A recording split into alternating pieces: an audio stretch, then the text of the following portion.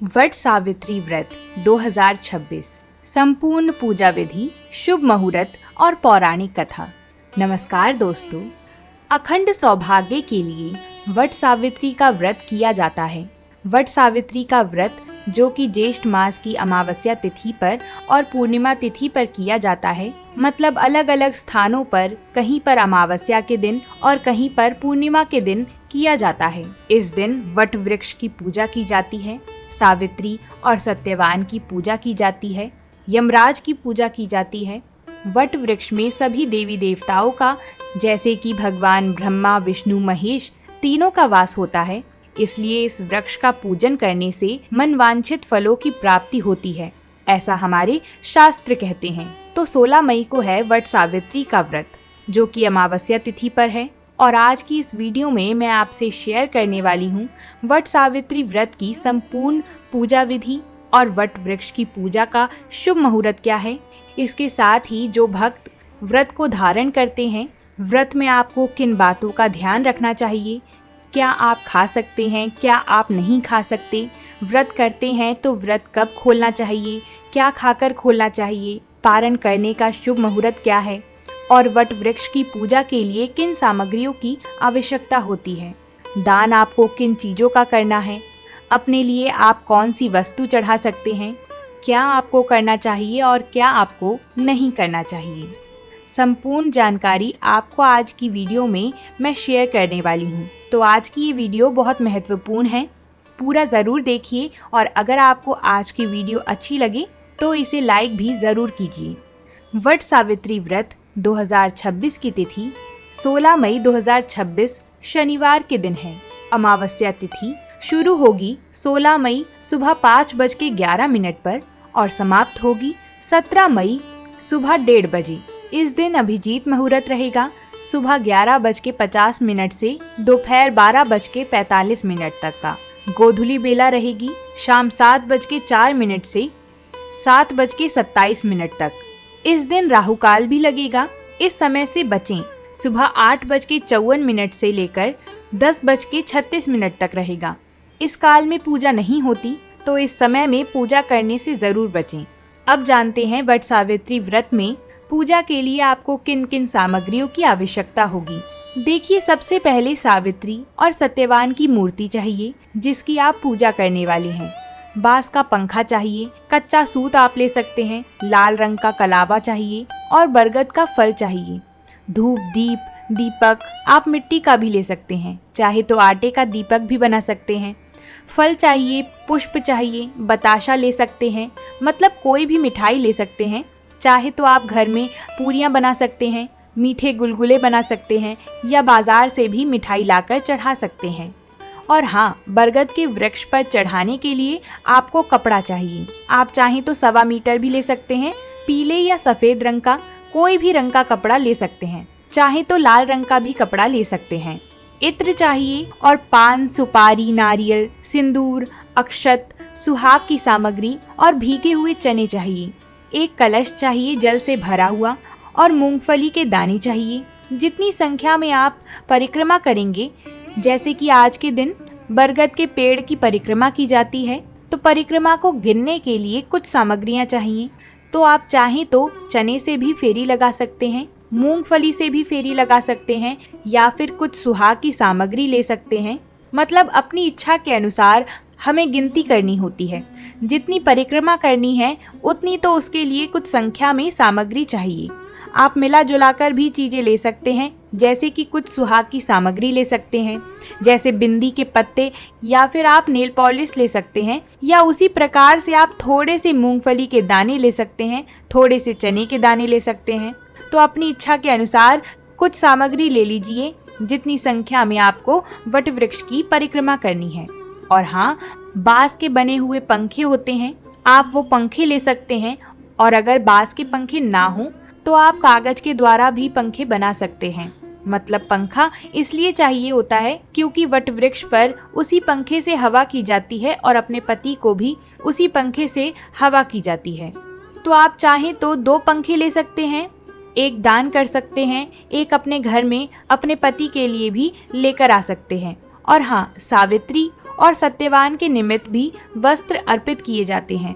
तो आप चाहें तो माता सावित्री के लिए सूट ले सकते हैं या साड़ी ले सकते हैं, और इसी प्रकार से सत्यवान के लिए आप चाहें तो तौलिया भी ले सकते हैं या फिर बनियान ले सकते हैं, पैंट शर्ट का कपड़ा भी ले सकते हैं। और इन चीज़ों का करना क्या होता है, देखिए, जो भी आप सावित्री और सत्यवान को चीज़ें चढ़ाते हैं, इनमें से कुछ चीज़ें आप स्वयं प्रयोग कर सकते हैं और कुछ चीज़ें चाहे तो दान भी कर सकते हैं। दान किन चीज़ों का करना आवश्यक है? देखिए, दान सुहाग की सामग्री का करना अत्यंत आवश्यक है, जैसे कि सिंदूर और बिंदी। अगर आप किसी को आज के दिन देते हैं तो इससे आपके सौभाग्य में वृद्धि होती है। तो आप चाहें तो 16 श्रृंगार की सामग्री भी दान कर सकते हैं या फिर उनमें से कुछ भी चीज़ें दान कर दीजिए। स्वयं के प्रयोग के लिए भी कुछ चीज़ें रख सकते हैं।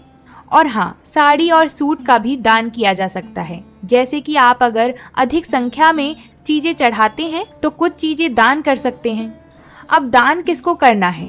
दान आप किसी ब्राह्मण को कर सकते हैं, ब्राह्मण की पत्नी को दान कर सकते हैं।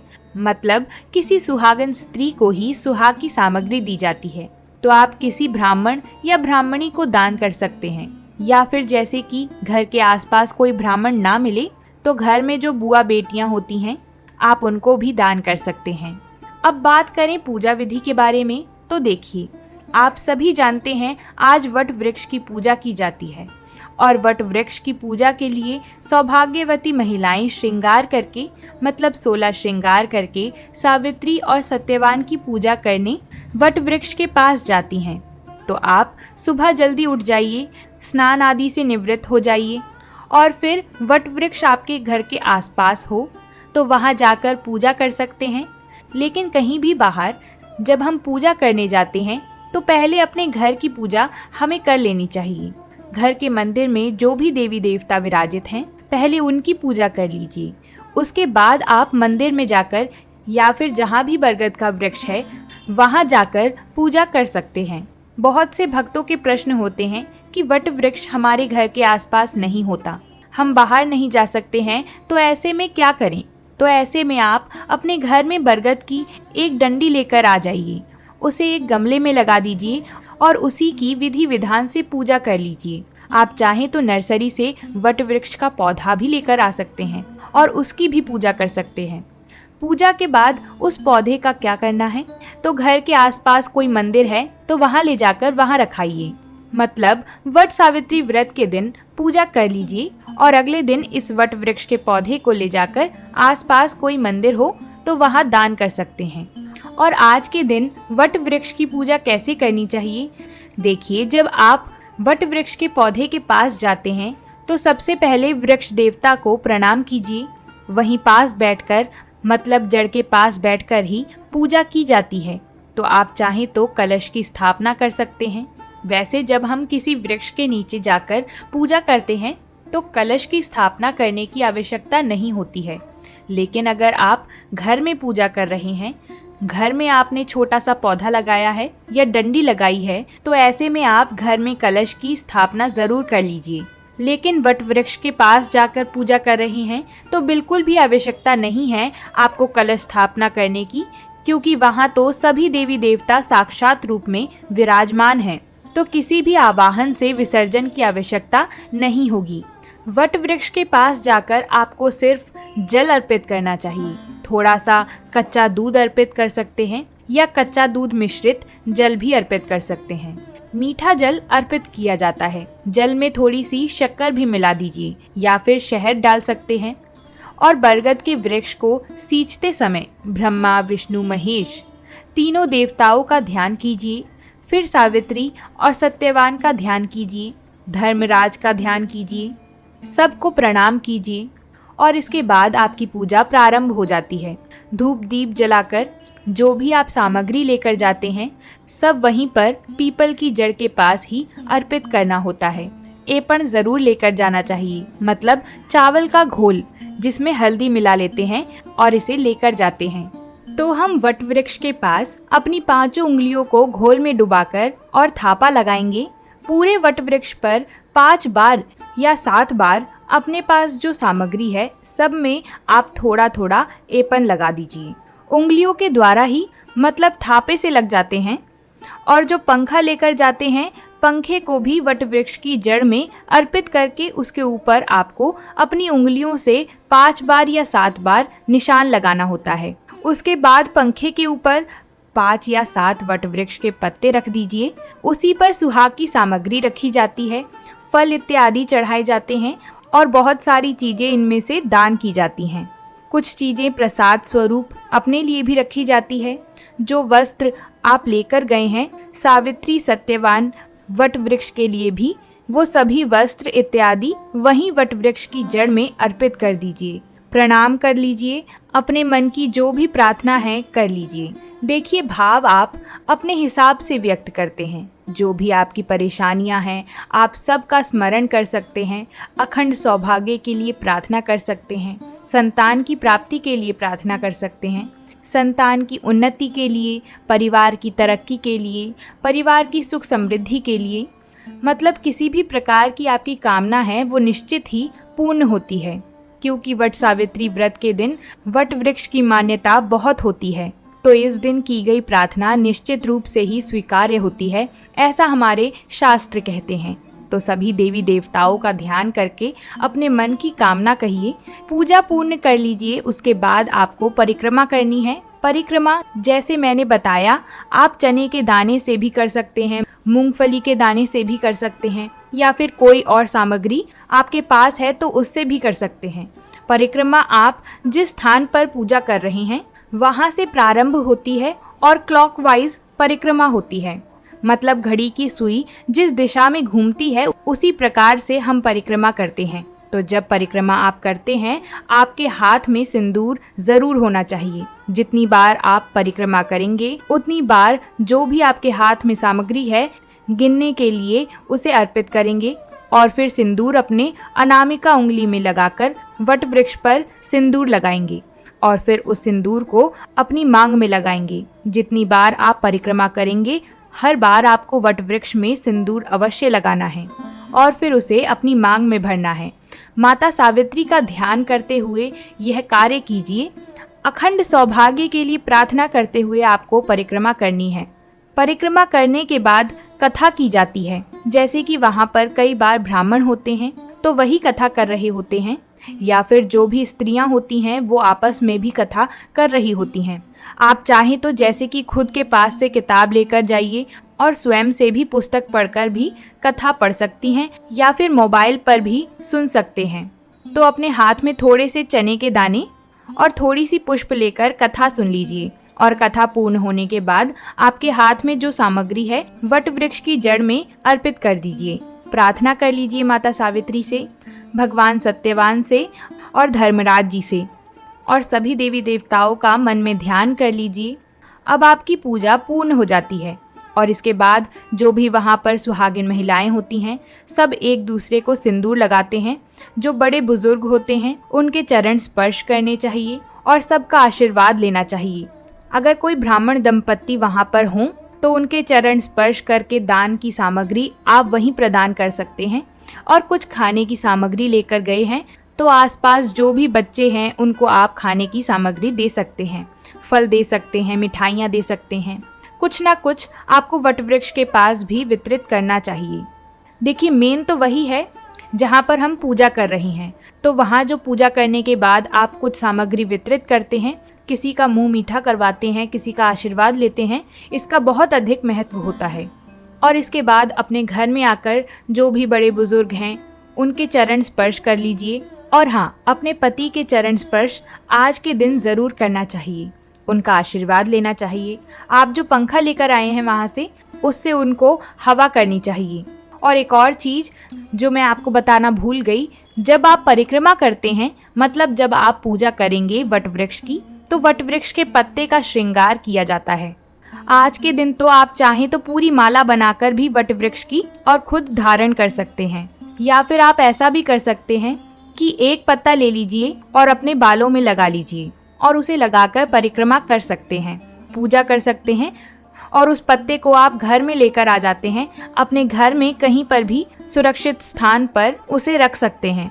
और जैसा कि यह व्रत निर्जला किया जाता है, मतलब जितने समय तक हम वट वृक्ष की पूजा नहीं कर पाते हैं तब तक जल नहीं ग्रहण करना चाहिए, ऐसा शास्त्रों का विधान है। तो जो लोग स्वस्थ हैं बिल्कुल इसी नियम का पालन करें।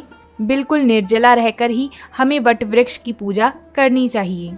लेकिन मान लीजिए कि आप निर्जला नहीं रह पाते हैं किसी भी कारणवश, जैसे कि बहुत सी गर्भवती महिलाएं हैं जो कि इतने समय तक निर्जला नहीं रह पाती हैं या फिर बीमार हैं, तब ऐसे में क्या करना चाहिए? देखिए, तब ऐसे में आपको सबसे पहले अपने स्वास्थ्य का ध्यान देना चाहिए। स्वास्थ्य अगर ठीक रहेगा तभी आप पूजा कर पाएंगे। तो अगर आप निर्जला नहीं रह पाते हैं तो जल ग्रहण कर सकते हैं। और हाँ, अगर आप कोई दवाई लेना चाहते हैं, जैसे कि बहुत से ऐसे लोग हैं जो सुबह दवाई के साथ ही अपने दिन की शुरुआत करते हैं, इस प्रकार की बीमारियां हैं, उन्हें तो वो अपनी दवाइयां लेनी ही चाहिए, उसके बाद पूजा कर सकते हैं। और हाँ, मन में किसी भी प्रकार का संशय मत रखिए। बिना संशय के अगर आप पूजा करते हैं तो आप जल पीकर, चाय पीकर भी पूजा करेंगे तो आपकी पूजा पूर्ण मानी जाती है और उसका फल आपको संपूर्ण मिलता है। संशय के साथ पूजा करते हैं तो आप निर्जल रहें या कैसे भी पूजा कर रहे हों, आपको संपूर्ण फल नहीं मिलता है। तो बिना संशय के जिस भी स्थिति में हैं, अपनी स्थिति का ध्यान रखते हुए पूजा करना चाहिए। और अब बात करें पूजा के शुभ मुहूर्त के बारे में। देखिए, पूजा का शुभ मुहूर्त इस व्रत में, जैसे कि वट सावित्री के व्रत में जो पूजा की जाती है ज़्यादातर सुबह ही की जाती है। गर्मियों के दिन होते हैं तो धूप बहुत जल्दी आ जाती है, इसलिए जितनी सुबह पूजा हो जाती है उतना ही श्रेष्ठ होता है। लेकिन बहुत से स्थान, बहुत से क्षेत्रों में ऐसे भी हैं जहाँ पर दोपहर के बाद पूजा की जाती है। तो आपके यहाँ जिस प्रकार का नियम हो उस प्रकार से आप पूजा कर सकते हैं। इस व्रत में ऐसा कोई पर्टिकुलर टाइम नहीं होता है कि इसी समय में पूजा करनी है। वट सावित्री व्रत की पूजा सूर्योदय के बाद प्रारंभ हो जाती है और फिर लगभग दोपहर तक पूजा कर लेते हैं सभी लोग। बाकी आपके यहाँ के नियम हैं, आपके यहाँ पूजा होती है जिस भी समय में, उस समय में आप पूजा कर सकते हैं। और अब बात करें पारण के शुभ मुहूर्त की, तो देखिए, वट सावित्री व्रत में जब हम पूजा करने के बाद घर आते हैं तो घर आकर पति के चरण स्पर्श करने के बाद और जैसे घर में बड़े बुजुर्ग हैं उनका आशीर्वाद लेने के बाद जल ग्रहण करते हैं। तो जैसे कि कई स्थानों पर बरगद के फल को निगलकर और जल ग्रहण किया जाता है, और कई स्थानों पर भीगे काले जो चने होते हैं जो हम पूजा के लिए लेकर जाते हैं, उसी के द्वारा व्रत खोला जाता है। तो सबके यहाँ के अपने अपने नियम होते हैं। जिस भी प्रकार से आपके यहाँ होता है आप कर सकते हैं। और हाँ, इसके बाद आप फलहार कर सकते हैं, चाय वगैरह ले सकते हैं, फल खा सकते हैं और फिर शाम के समय मीठा भोजन किया जाता है। वैसे कई स्थानों पर ऐसा भी होता है कि जब बरगद के वृक्ष की पूजा करके घर आते हैं तो उसी समय पर भोजन कर लिया जाता है। तो देखिए, ये परंपराएं हैं, आपकी अपने घर की जो पारंपरिक परंपराएं हैं उसी के अनुसार आप व्रत प्रारंभ भी करते हैं और समापन भी करते हैं। तो व्रत का पारण किस प्रकार से करना है यह अपने घर में ज़रूर पूछकर करना चाहिए।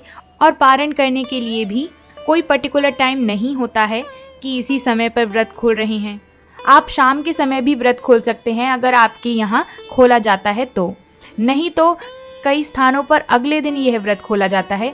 तो जैसा आपके यहाँ होता है बिल्कुल उसी प्रकार से कीजिएगा। परंपराओं में बहुत ज़्यादा छेड़छाड़ नहीं करनी चाहिए।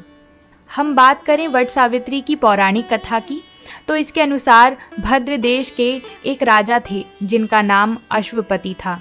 भद्र देश के राजा अश्वपति के कोई संतान नहीं थी। उन्होंने संतान की प्राप्ति के लिए मंत्रोच्चारण के साथ प्रतिदिन 1,00,000 आहुतियाँ दी। 18 वर्षों तक यह क्रम जारी रहा। इसके बाद सावित्री देवी ने प्रकट होकर वर दिया। सावित्री देवी ने कहा कि हे राजन, मैं तुझ पर अत्यंत प्रसन्न हूँ और तुझे एक तपस्वी कन्या होने का वरदान देती हूँ। सावित्री देवी की कृपा से कुछ समय के बाद एक कन्या की प्राप्ति हुई जिसका नाम सावित्री रखा गया। सावित्री देवी की कृपा से जन्म लेने के कारण ही कन्या का नाम भी सावित्री रखा गया। कन्या बड़ी होकर बेहद रूपवान हुई। योग्य वर न मिलने की वजह से सावित्री के पिता बहुत दुखी थे और उन्होंने कन्या को स्वयं ही वर तलाशने को भेजा। सावित्री तपोवन में भटकने लगी। वहाँ साल्व देश के राजा दुमत सेन रहते थे। क्योंकि उनका राज्य किसी ने छीन लिया था, उनके पुत्र सत्यवान को देखकर सावित्री ने पति के रूप में उनका वरण किया। ऋषि राज नारद को जब यह बात पता चली तो वह राजा के पास पहुँचे और कहा कि हे राजन, यह क्या कर रही हैं? आपका सत्यवान गुणवान है, धर्मात्मा है और बलवान भी है, पर उनकी आयु बहुत छोटी है। वह अल्प आयु हैं और 1 वर्ष के बाद ही उनकी मृत्यु हो जाएगी। ऋषिराज नारद की बात सुनकर राजा घोर चिंता में डूब गए। सावित्री ने उनसे कारण पूछा तो राजा ने कहा, हे पुत्री, तुमने जिस राजकुमार को अपने वर के रूप में चुना है वह अल्प आयु है। तुम्हें किसी और को अपना जीवन साथी बनाना चाहिए। इस पर सावित्री ने कहा कि हे पिताजी, आर्य कन्या अपना पति एक बार ही वरण करती है, राजा एक बार ही आज्ञा देता है और पंडित एक बार ही प्रतिज्ञा करते हैं और कन्यादान भी एक ही बार किया जाता है। सावित्री हट करने लगी और बोली, मैं सत्यवान से ही विवाह करूंगी। राजा अश्वपति ने सावित्री का विवाह सत्यवान से करा दिया। सावित्री अपने ससुराल पहुंचते ही सास ससुर की सेवा करने लगी। समय बीतता चला गया। नारद मुनि ने सावित्री को पहले ही सत्यवान की मृत्यु के दिन के बारे में बता दिया था। वह दिन जैसे जैसे करीब आने लगा, सावित्री अधीर होने लगी। उन्होंने 3 दिन पहले से ही उपवास शुरू कर दिया। नारद मुनि द्वारा कथित निश्चित तिथि पर पितरों का पूजन किया। हर दिन की तरह सत्यवान उस दिन भी लकड़ी काटने जंगल चले गए। साथ में सावित्री भी गई। जंगल में पहुंचकर सत्यवान लकड़ी काटने के लिए एक पेड़ पर चढ़ गए।